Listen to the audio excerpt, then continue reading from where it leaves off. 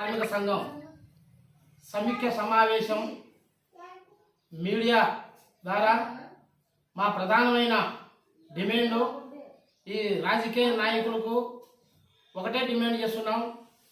చేనేత కార్మికులు దాదాపు 45 లక్షల నుండి 50 లక్షల వరకు ఓటర్లు ఉన్నారు.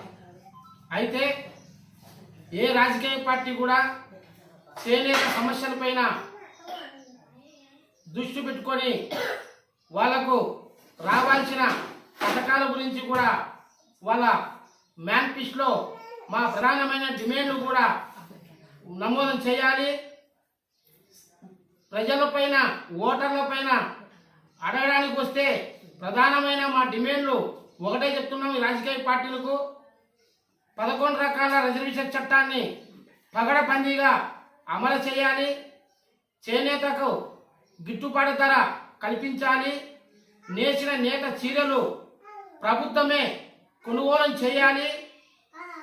సపరేట్గా ఒక నియోజకవర్గానికి నేత బజార్లు కూడా ఏర్పాటు చేయాలి.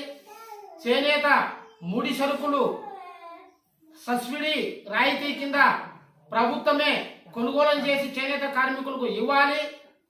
అలాగే చేనేత కార్మికులకు సొంత ఇల్లు లేని వాళ్లకు 2 సెంట్లు ప్రకారంగా స్థలం ఇచ్చి ఇల్లు నిర్మాణించి ఉచితంగా ఇవ్వాలి.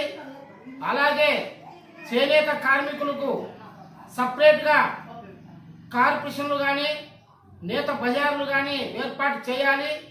ఈ రాష్ట్ర ప్రభుత్వం ఏ ప్రభుత్వాలు కూడా అధికారంలోకి వస్తే చేనేత కార్మికులను పూర్తిగా వాళ్ళ సమస్యలు ఏమాత్రం పట్టించుకున్న పాపానే పోలేదు.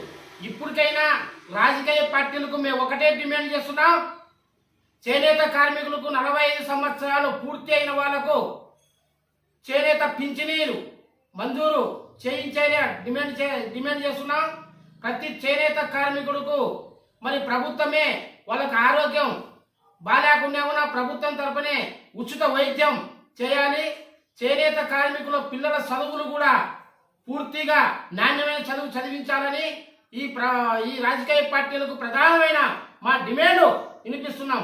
ఏది చేనేత కార్మికులు ఎవరైతే ఏ రాజకీయ పార్టీ వాళ్ళు పట్టించుకోలేదో వాళ్ళపైనే మా పోరాటం. చేనేత కార్మికులందరూ వేగమవుతాం. మా సమస్యలు ఎవరైతే మాట్లాడకపోతే నిలదీస్తామనేది కూడా మేము ఈ సమావేశంలో తెలియజేసుకుంటున్నాం.